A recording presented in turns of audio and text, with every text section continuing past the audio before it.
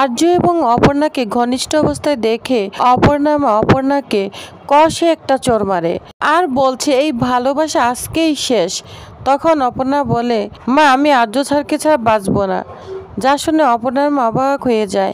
হ্যাঁ প্রিভার 70 দেখা যাবে আজকের পর্বে। বিস্তারিত জানতে ভিডিওতে একটি লাইক দিয়ে পুরো ভিডিওটি দেখতে থাকুন। গল্পের শুরুতে আমরা দেখতে পাবো অপর্ণা তার বাবাকে দেখতে এসেছে। অপর্ণার বাবা একদম চোখ বড় বড় করে ফেল করে অপর্ণার দিকে তাকিয়ে আছে, কোনো কথাই বলছে না। বলছে, বাবা তুমি ঠিক আছো তো? বলেছিলাম না সব কিছু ঠিকঠাক মতো হয়ে যাবে। সব কিছু ঠিকঠাক মতো হয়ে গিয়েছে, অপারেশন সাকসেসফুল হয়েছে। তুমি এখন ঠিক আছো তো বাবা, বলো। তখন অপর্ণার বাবা অপর্ণাকে দেখে চোখটা বন্ধ করে ফেলে, যা দেখে অপর্ণা অবাক হয়ে যায়। বলছে, বাবা চোখ বন্ধ করে কেন ফেললো? বাবার কি কষ্ট হচ্ছে? তখন অপর্ণা কান্না করতে থাকে। বলছে, বাবা তুমি কেন চোখ বন্ধ করে দিলে? আমার সঙ্গে কেন কথা বলছো না? তোমার কোথায় কষ্ট হচ্ছে বলো না। এই বলে কান্না করতে থাকে। আর তখন নার্স চলে আসে। নার্স এসে বলতে থাকে, শুনুন আপনি না রোগীকে এইভাবে কথা বলানোর চেষ্টা করবেন না, তাহলে রোগীর ক্ষতি হবে। তখন অপর্ণা মন খারাপ করে এখান থেকে চলে যায়। অন্যদিকে দেখা যায় রাজলক্ষ্মী খুব চিন্তা করছে আর্যর জন্য। তখন বলে, আমি কি অপর্ণার কাছে একবার ফোন দিব, সব কিছু ঠিকঠাক আছে কিনা? তখন আবার বলতে থাকে, না না এত রাতে ফোন দেওয়া ঠিক হবে না। তখনই দেখা যায় মানছি নিচে নেমে আসে। বলছে, না না আমি আর এই বাড়িতে থাকবোই না, চলেই যাব। তখন অর্ক বলে, মানছি কি পাগলামি করছো? তুমি এত রাতে কোথায় যাবে? কথায় কথায় কেন তুমি যার কথাই বলো? মানছিকে কিছুতে কন্ট্রোল করতে পারছে না। তখন আর্যুর মা বলে, মানছি তুমি কোথায় যাচ্ছ? এত রাতে কেন অশান্তি করছো? তখন বলে, মাদার ইন ল এখানে থাকার তো আমার আর কোনো দরকারই পড়ে না। যেখানে আমার কথার কোনো মূল্য নেই, আমাকে বউ হিসেবে মূল্যই দেওয়া হয় না, তাহলে এখান থেকে আমি কি করব?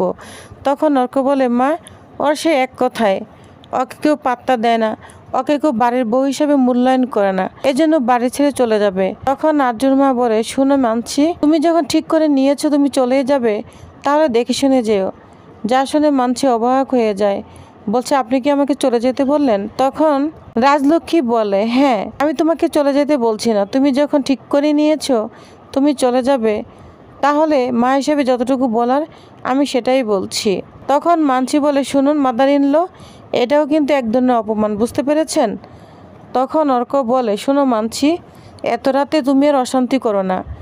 মা আর্যদাকে নিয়ে অনেক চিন্তায় আছে, বুঝতে পেরেছ?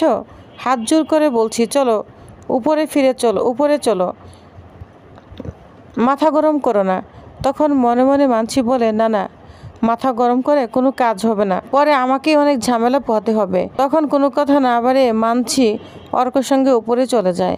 এদিকে দেখা যায় অপর্ণাকে দেখে তার মা বলে, তোর বাবা কথা বললো অপু, কান্না করছিস কেন? তোর বাবা তো এখন ভালো হয়ে গিয়েছে, তাহলে কেন কান্না করছিস?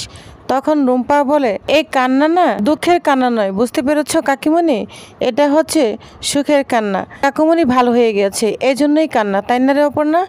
তখন অপর্ণা বলে, হ্যাঁ মা, বাবা না এখন ভালো আছে, যাও তুমি দেখে এসো। তখন বলে, তোর বাবা কোনো কথা বলল? তখন অপর্ণা বলে, আমার সঙ্গে তো বলেনি, আর তোমার সঙ্গে যদি বলে তাহলে বেশি কথা বলিও না, যদি নিজে থেকে বলতে চাই তাহলে বলবে, ঠিক আছে যাও দেখে এসো। তখন অপর্ণার মা তার বাবাকে দেখতে চলে যায়। এদিকে ভিতরে এসে দেখে অপর্ণার বাবা শুধু তাকিয়ে আছে। তখন অপর্ণার মা বলে, জানো তো সত্য, আমি অনেক প্রার্থনা করেছি ঠাকুরের কাছে যেন তোমাকে সুস্থ করে দেয়। ঠাকুর আমার কথা শুনেছে, ঠাকুরের কাছে শতকোটি প্রণাম যে তোমাকে আমাদের কাছে ফিরিয়ে দিয়েছে। জানো তো অনেক প্রার্থনা করছি, কিন্তু অনেক প্রার্থনা করলে কি হবে? তোমার মেয়ে যা করেছে না, সারা রাত দিন অনেক পরিশ্রম করেছে, এক রাতের মধ্যে টাকা জোগাড় করে এনেছে, তোমাকে চিকিৎসা করেছে। তোমার মেয়ের না তেজ আছে বলতে হবে, এখন থেকে না আর কোনো উত্তেজনা হবে না, ঠিক আছে? তবে জানি না তোমার হঠাৎ করে কি হলো, আগে থেকে কি তোমার কোনো কষ্ট লাগতো?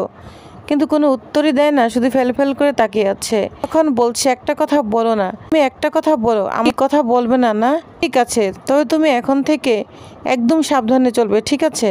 তখন শুধু ইশারাতে বুঝিয়ে দেয়, হ্যাঁ থাকবো। তখন অপর্ণার মা বলে, যাই হোক একটা কথা তো বলেছ।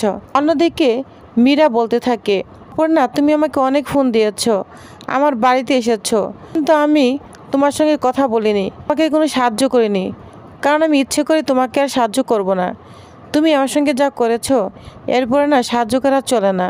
তুমি জানো আর্যকে আমি ভালোবাসি, ও কত ক্লোজ আমার সঙ্গে, তারপরেও তুমি এমন কিছু করে আর্যর মন জয় করে নিয়েছো, আর্যর কাছাকাছি চলে এসেছো।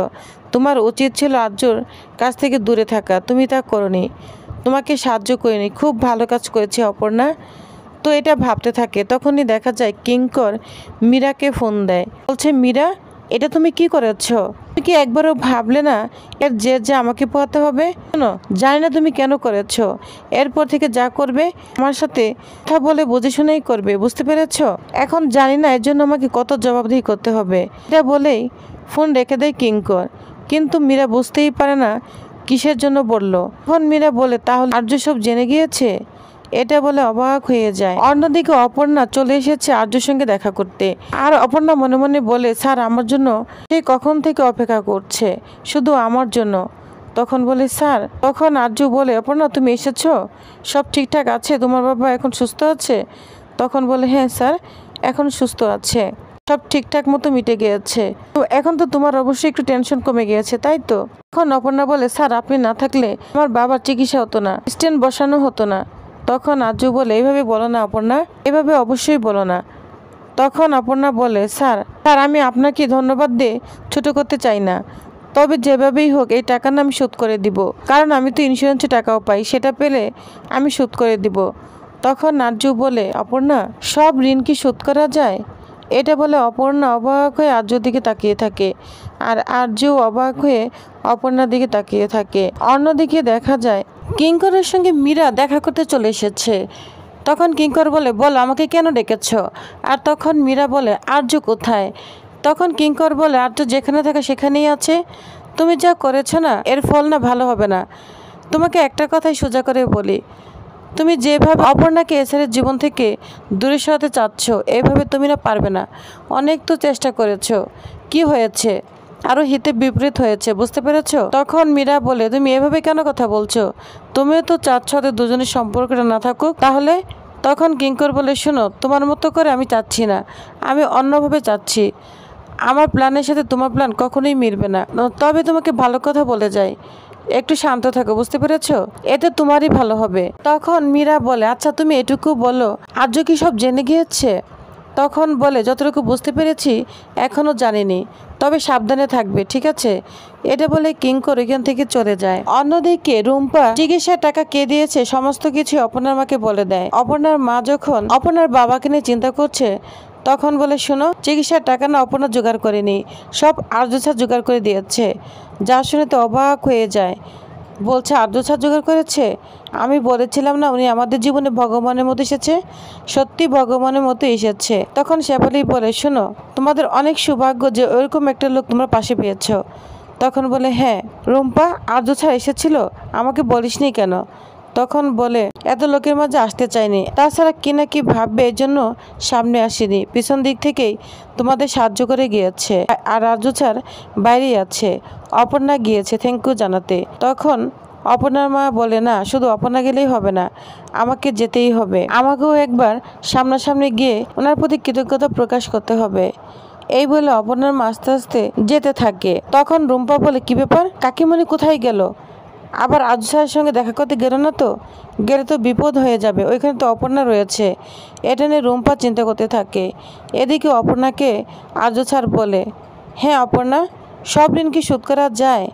তখন অপর্ণা কান্না করতে থাকে। অপর্ণার চোখের জল মুছিয়ে দেয় আর্য। তখন আর্য বলে, শোনো, তুমি আমার অতীত জেনে আমাকে ভালোবেসেছো, অ্যাকসেপ্ট করে নিয়েছো, তাহলে তোমার ভালোবাসার ঋণ কি আমি কখনো শোধ করতে পারবো? এটা আমি কখনো চেষ্টাও করব না। ও অপর্ণার সঙ্গে একটু অন্তরঙ্গ অবস্থায় হতে থাকে। তখনই ওইখানে অপর্ণার মা চলে আসে। অপর্ণার মা তো আর্য এবং অপর্ণাকে একসাথে দেখে, অন্তরঙ্গ অবস্থায় দেখে অবাক হয়ে যায়। তো ভিউয়ার্স, তাহলে আপনাদের কি মনে হচ্ছে এবার অপর্ণা এবং আর্য সমস্ত সত্যি জেনে অপর্ণার মা অপর্ণাকে কি করতে চলেছে? তো সম্পূর্ণ আপডেট জানতে অবশ্যই আমার সাথেই থাকুন। ধন্যবাদ।